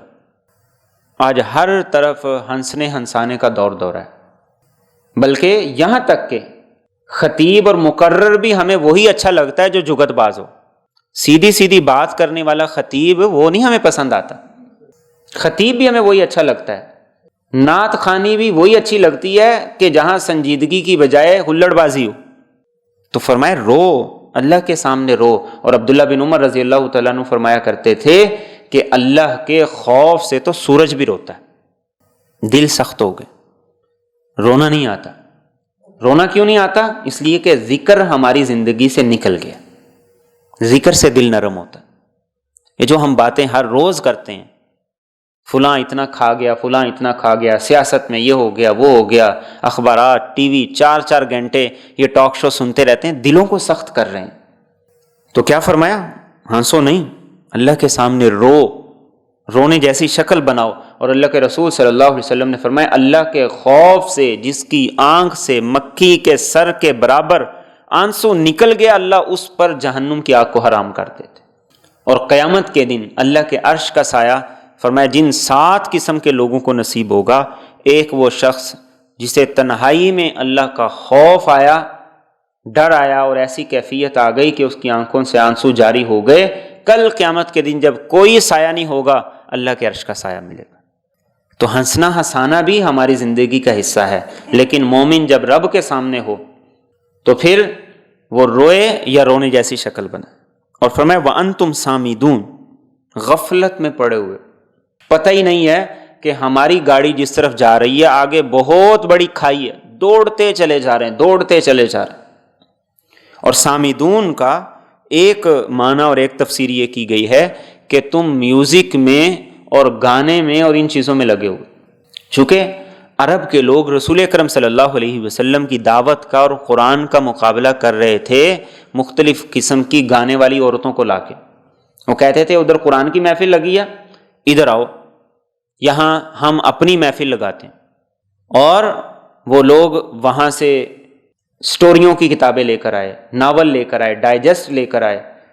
اور جس کے بارے میں پتہ چلتا کہ یہ اسلام لانا چاہتا ہے، ایمان لانا چاہتا ہے، تو وہ لڑکیاں اس کے پاس بھیج دیتے کہ جاؤ اس کو کھلاؤ پلاؤ بھی، اس کی خدمت بھی کرو، اس کو اتنا اس کام میں لگا دو کہ اس طرف نہ جائے. آج ہمارے معاشرے پہ بھی اسی بات کی محنت ہے کہ نوجوانوں کو اتنا اس بات کی طرف لگا دو، میوزک کی طرف، سوشل میڈیا کی طرف اور ان ایپس کی طرف، کہ ان کی اس طرف توجہ ہی نہ جائے. تو فرمایا وَأَنْتُمْ صَامِدُونَ، غفلت میں پڑے ہوئے ہو، کھیل کود میں لگے ہو. کرو کیا؟ فَاسْجُدُوا لِلَّهِ وَاعْبُدُوا، اپنی جبین نیاز اللہ کے سامنے رکھ دو اور اسی کی عبادت کرو. اللہ کے رسول صلی اللہ علیہ وسلم نے جس وقت یہ پوری سورہ مبارکہ مشرکین کے مجمع میں پڑھی، اور وہ پہلی مرتبہ تھی جب آپ نے علل اعلان سب کو دعوت دی تھی۔ تو صحابہ فرماتے ہیں ایسی تجلیات کی بارش تھی کہ سورت کے اختتام پہ آپ نے بھی سجدہ کیا اور آپ کے ساتھ سارے مشرکین سجدے میں گر گئے، اور جب سجدوں سے اٹھے تو سارے ایک دوسرے کو دیکھنے لگے کہ ہم تو یہ مخالفت کرتے رہے، آج یہ کیا ہوا کہ ہم خود بخود سجدے میں گر گئے۔ تو پھر وہ کہنے لگے کہ اصل میں جب درمیان میں ہمارے بتوں کا ذکر آیا تھا تو ہم نے یہ سنا تھا کہ یہ بڑی بڑی ہستیاں ہیں، ان کی سفارش بڑی کام آئے گی، اس لیے ہم نے سجدہ کی، اس لیے ہم سجدے میں گر گئے تھے۔ اور اس موقع پر ایک مشرک تھا امیہ بن خلف، جس نے سجدہ نہیں کیا بلکہ اس نے زمین سے مٹی لے کے اپنے ماتھے کو لگا لی۔ تو صحابہ فرماتے ہیں کہ ہم نے اسے بدر کے دن کفر کی حالت میں قتل ہوا دیکھا۔ تو یہ سجدے یہ کیا کرتے ہیں؟ یہ ایمان کی موت دیتے، یہ کلمے کی موت دیتے ہیں، یہ قبر کی زندگی کو آسان کرتے ہیں، قبر کے سوال و جواب کو آسان کرتے ہیں۔ اور اللہ کے رسول صلی اللہ علیہ وسلم نے کیا فرمایا کہ سب سے بہترین کیفیت جو اپنے بندے کی رب کو پسند ہے وہ لمبا سجدہ، انسان اپنا سر رکھتے۔ کبھی شناختی کارڈ بنوانے جاتے ہیں یا آج کل تو مختلف جگہ پر یہ ہمارے انگوٹھے لگوائے جاتے ہیں اور تصدیق کی جاتی ہے۔ کبھی اتفاق ہوا ہوگا کہ ہم ایک دفعہ انگوٹھا لگاتے ہیں تو وہ کہتے ہیں نہیں دوبارہ لگائیں، ذرا زور دے کے لگائیں۔ یہ جو ہم سجدہ زمین پہ رکھتے ہیں، ذرا زور دے کے سجدہ زمین پہ دیا کریں تھوڑی دیر کے لیے، کہ زمین جو ہمارے ماتھے کے پرنٹ ہیں انہیں کاپی تو کر لے۔ اللہ کے رسول صلی اللہ علیہ وسلم نے کیا فرمایا؟ آپ نے فرمایا کہ کوے کی ٹھونگے مارنے کی طرح سجدے نہ کرو، سر رکھا فوراً اٹھا لیا۔ زمین کو تو پتہ چلنے دو کہ اس پر کسی بندے نے سر رکھا ہے، اس کو پرنٹ لینا ہے، یہ تو کم از کم ہو، زمین کو پتہ تو چلے۔ اور اس کی برکت سے اللہ رب العزت ڈپریشن اور مختلف طرح کے جو مسائل ہیں اللہ ان کا خاتمہ کرتے ہیں۔ اسی لیے پچھلی سورہ مبارکہ میں بھی ہم نے یہی پڑھا کہ آپ کو اسی بات کی تاکید کی گئی کہ راتوں کو آپ لمبے لمبے سجدے کے، کس لیے کہ دن میں جتنی انسان کو لوگوں کے رویوں سے تکلیف اور کوفت ہوتی ہے اللہ ان سجدوں کی برکت سے اسے ختم کر دیتا ہے۔